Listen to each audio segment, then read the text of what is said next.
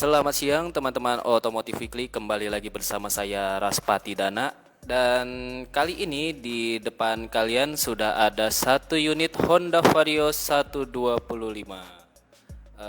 Sekilas tidak ada yang berbeda dengan Vario 125 pada umumnya. Cuma kalau kalian perhatikan di bagian kaki-kaki, terutama kaki-kaki bagian belakang, itu ada yang berbeda ya, yaitu sudah tidak menggunakan mesin bensin dan sudah diganti menggunakan dinamo listrik karena motor ini sudah dikonversi oleh tim Spora EV. Sedikit informasi, Spora EV ini merupakan salah satu bengkel konversi yang sudah tersertifikasi oleh Kemenhub, jadi sudah tersertifikasi dan sudah legal. Nah, oke, tanpa berlama-lama lagi kita langsung intip ada ubahan apa aja sih di Honda Vario 125. Yuk, cekidot. Secara fisik atau dimensi ini tidak ada perubahan secara bentuk atau desainnya ya teman-teman, masih mempertahankan bentuk asli dari Honda Vario 125 ini. Tapi kalau kita ke area belakang kaki-kakinya, nah ini dia. Ini sudah berganti menggunakan dinamo atau motor listrik BLDC atau brushless direct current. Ini motor listriknya ini dia sistemnya mid drive, jadi mesinnya ada di tengah, bukan half drive yang menyatu di di pelek belakang. Nah, jadi mesinnya terpisah dengan roda belakangnya. Nah, teman-teman, yang menarik dari motor ini adalah yaitu penggeraknya. Nah, ini dia, kelihatan kan teman-teman? Ini dia menggunakan rantai. Jadi untuk meneruskan daya dari motor listriknya atau dari dinamonya diteruskan ke roda belakang menggunakan rantai, bukan CVT seperti motor konversi pada umumnya teman-teman. Jadi alasannya adalah agar biaya perawatannya lebih mudah teman-teman gitu. Mesin dan juga bagian CVT atau kiriannya ditanggalkan lalu diganti dengan menggunakan swing arm yang juga berfungsi sebagai dudukan motor listriknya ini teman-teman. Tapi tetap juga bisa untuk menaruh standar ganda dan juga sebagai dudukan shock breaker ini teman-teman untuk swing armnya. Oke, sekarang kita coba cek ada apa di balik joknya teman-teman.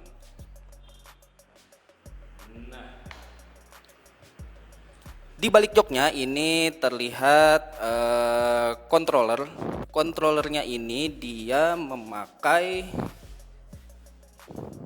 ini dia pakai foto teman-teman. Nah, jadi area bagasi yang sebelumnya bisa untuk menaruh-naruh barang ini semuanya sudah diganti dengan untuk menaruh komponen elektroniknya teman-teman, mulai dari controller dan juga untuk slot baterainya ini pakai satu ya teman-teman. Oke, lanjut sekarang kita ke area kokpit. Nah, untuk area kokpitnya terutama di bagian speedometer ini sudah berganti ya teman-teman. Ini sudah, nah kita coba nyalain, ini sudah full digital dan seperti ini tampilan speedometer baru. Jadi speedometer aslinya yang masih model analog ini sudah berubah menggunakan jadi model full digital yang menampilkan informasi mulai dari ini indikator D menandakan ini sudah bisa jalan. Lalu ada RPM meter untuk menunjukkan putaran mesin, lalu juga ada speedometer, ada mode berkendara itu yang gear. Ada trip meter atau jarak tempuh dan juga ada indikator baterai. Semua informasi yang ada di sini ditampilkan secara digital gitu teman-teman.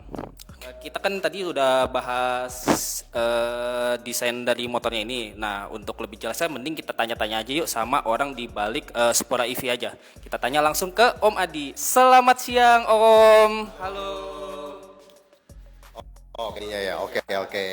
Nah, Om. Yes.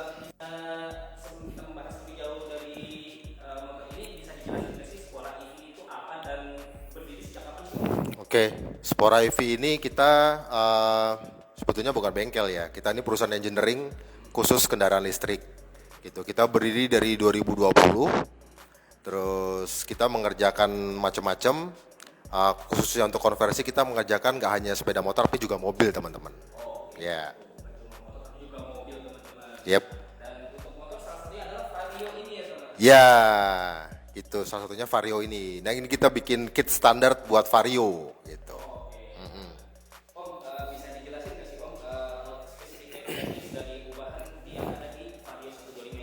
Oke, jadi di Vario ini kita pasang dinamo ya, motor penggerak ini kekuatannya 2 kW continuous ya.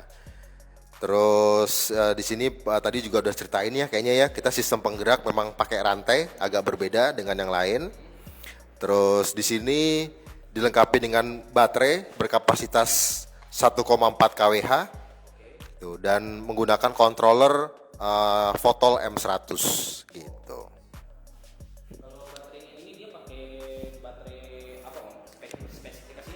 Ini kebetulan yang ini kita pakai baterai gesit ya, baterai gesit. Voltasenya 72 volt, 20 ampere. Ya. Jarak tempuh kita tes itu sekitar 45 sampai 50 km ya. Sekali charge ya. Kondisi full ya, tergantung berat badan ya.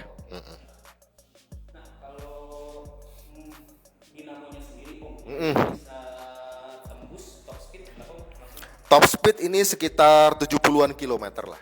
Ya, 70 km per jam top speednya. Untuk Vario kita memang menyediakan hanya 2 kW. Ini karena kita bikin supaya sesuai dengan aturan yang ditentukan oleh pemerintah. Jadi ada aturan nih teman-teman. Kalau motor itu dari mulai 100 cc sampai 125 cc. Kalau nanti motornya mau dibikin plat biru, itu hanya boleh pakai dinamo 2 kW maksimal. Gitu. Ya, kita ikut aturan dari pemerintah. Di meja ini kita coba display isinya yang ada di motor tadi lah, gitu. Ya, jadi bisa nanti kalau teman-teman ada yang datang ke sini bisa lihat dengan lebih jelas lah sebetulnya yang dipasang tuh apa aja sih, gitu. Ya, ini kontrolernya. Ya, ini dinamonya, ini dinamo yang 2 kW, ini yang 3 kW. Terus ini ada gasnya ya, throttle. Ini ada speedometer. Terus ini ada DC converter, ini untuk kasih supply listrik yang 12 volt. Karena motor kita kan 12 volt tuh listriknya. Padahal di baterainya kan 72, jadi harus ada yang step down-nya. Gitu. Nah, ini ada charger buat baterai. Ya.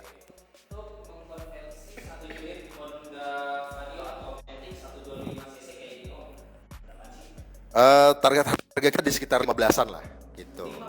15-an. Ya ini semua kit ini, tapi belum termasuk pengurusan surat-surat ya, gitu. Ya. Ya, nanti dibantu oleh kita, ya. Untuk sementara kita akan fokus di Matic dulu. Jadi jadi kita siapin kit buat Vario, buat Honda Beat, terus Yamaha Mio, sama nanti bulan depan kita akan kasih lihat yang NMAX. Ya.